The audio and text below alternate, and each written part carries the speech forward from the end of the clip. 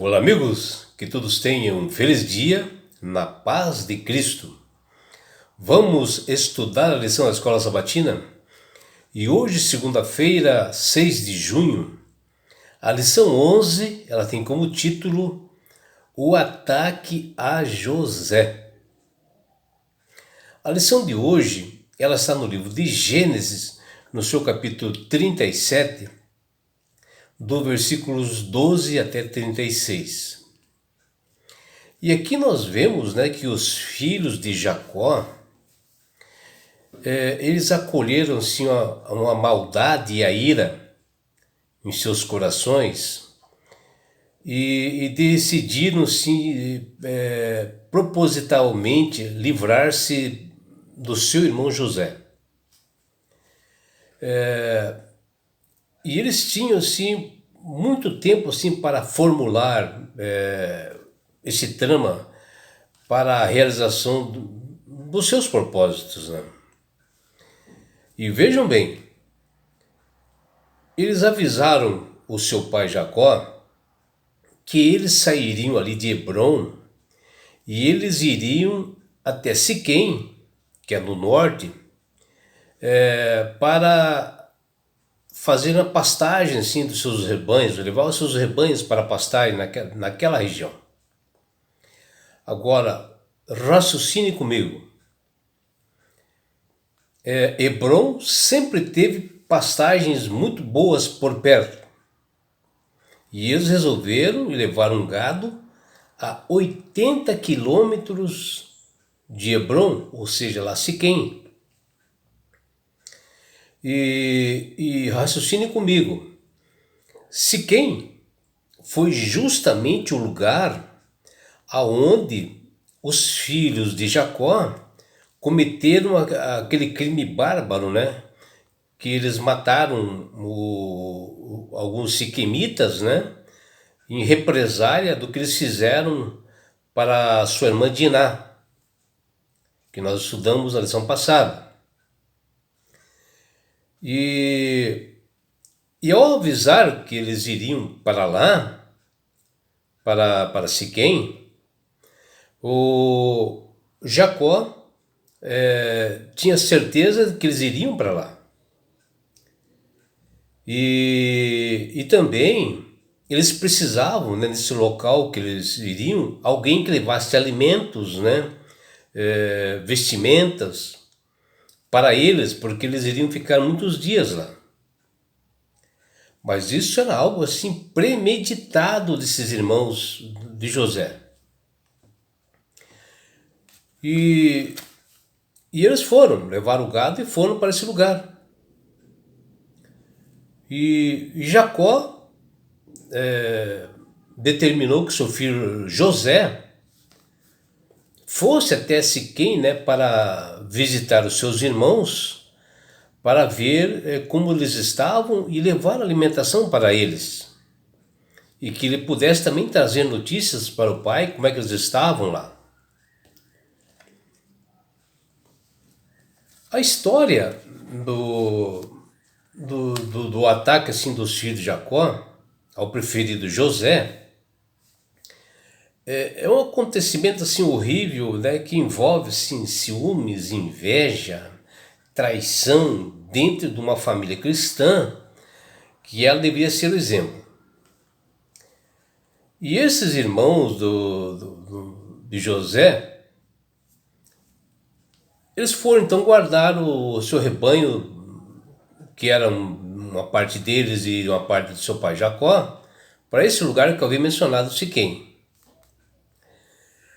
E o próprio Jacó disse para o José: os teus irmãos andam guardando o rebanho em Siquém, ou seja, ele sabia que os demais filhos estavam para lá.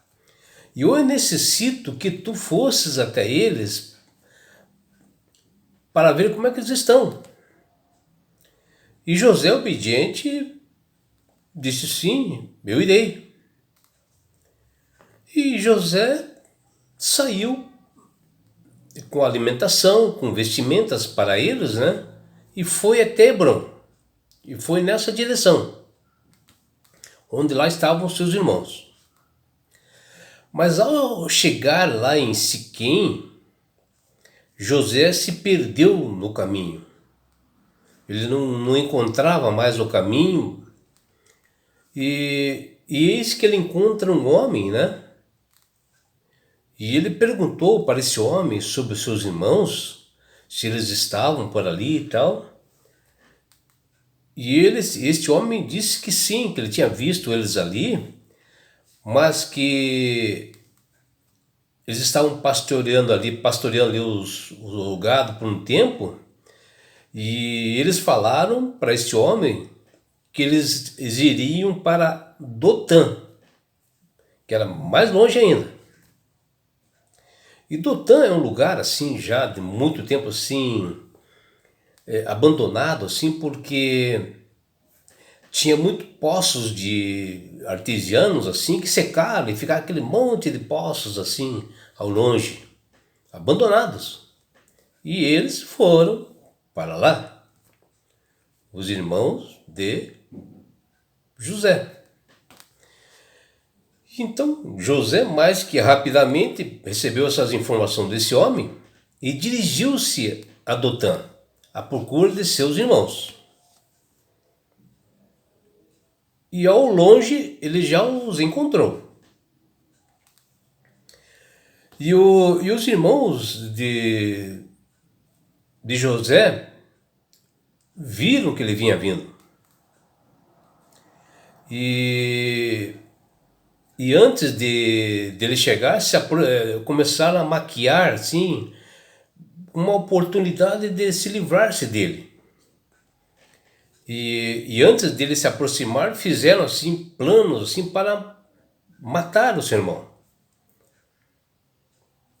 E até alguns assim falavam assim: lá vem o sonhador. E outros irmãos falavam assim: ó, vamos aproveitar agora e vamos atirá-lo em um desses poços aí por aqui, e depois nós falaremos para o nosso pai que foi uma fera que o devorou. E assim José verá o que é que param os seus sonhos. Vejam que maldade que estava nos corações dos seus irmãos. E Rúben, o irmão assim mais velho de José, que deveria ser, né, o primogênito, o responsável pelos demais irmãos, ouviu eles falarem isto e quis evitar, né, que eles o matassem. E por isso ele disse: não o matemos. E ainda continuou: não o tirem a sua vida. Atirem-no naquele poço que está no deserto, mas não lhe façam mal. Ou seja, ele pretendia tirar das suas mãos a responsabilidade pela vida do seu irmão, porque ele era o irmão mais velho. E muito menos ele tirava a responsabilidade do que aconteceu diante do seu pai. Bom, e as combinações, né, entre esses irmãos, antes de José chegar, eles estavam bem planejados para fazer. E quando José chegou no campo assim de Dotã, perto dos irmãos, eles tiraram uma túnica assim vistosa, porque José sempre carregava aquela túnica que ele ganhou do pai dele, do pai Jacó, né? Bonita assim, né? Que só os príncipes tinham. E eles arrancaram aquela túnica dele, agarraram ele, amarraram ele e atiraram ele num poço que estava seco, né, sem água alguma, como o próprio Rúben havia falado. Os irmãos de José sentaram assim para comer tranquilamente, porque José havia trazido alimento para eles, e eles se alimentando ali. E eis que eles viram um barulho de uma caravana de ismaelitas que vinha assim lá ao longe, pelos lados de Guielade. E esta grande caravana, assim, com seus camelos, transportava assim resinas, bálsamos, ungüentos, né? E eles estavam indo em direção para o Egito. Aí eles tiveram uma ideia. Olha, o Egito é longe daqui. Vamos fazer algo. E o irmão José, o irmão de José chamado Judá, disse então aos outros irmãos: que proveito temos nós de matar o nosso irmão e depois ocultar a sua morte? Vamos vendê-lo àqueles ismaelitas. Não lhe façamos mal, porque afinal é nosso irmão e é do nosso sangue. Como assim ele não estivesse fazendo mal algum, né? Falou até bonito. E assim os demais irmãos concordaram. E o ódio dos filhos de Jacó pelo seu filho preferido José superou assim, até a consideração que eles tinham pelo pai dele, que já era trabalhador e já velho, né? Imagina você ter seu filho querido e eles sumirem com o seu filho. E foram outros irmãos fizeram isso. E esses irmãos esses filhos, né, de Jacó, os irmãos de José, eles não tiveram, né, a sensatez de observarem a tristeza, a ferida na alma que produziria, né, em seu pai. E esses irmãos não consideraram isso. E tiveram essa ideia e fizeram.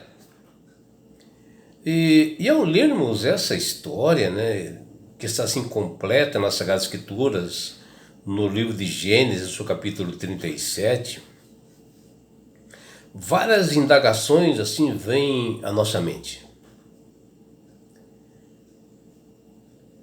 E dentre elas, assim, 3 indagações, né?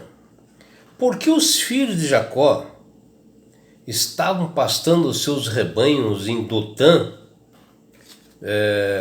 longe, né? Mais do que 80 quilômetros de casa, e não ali perto de Hebron, que seu pai também conhecia bastante, que ali também havia pastagens excelentes, como sempre, né? E era perto ali. Por que eles tinham que andar mais de 80 quilômetros? Aí, veja, meus amigos, o raciocínio, né? Eu acho que eles já estavam premeditando o mal, eles estavam maquinando o mal para matar o seu irmão, premeditadamente.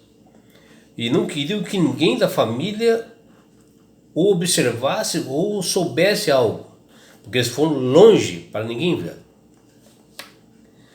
Outra pergunta que nos vem assim à mente: por que os filhos de Jacó voltaram justamente para aquela área perigosa ali de Siquém, que eles tinham inicialmente falado que iriam pastar o gado ali de Hebron e iriam para Siquém,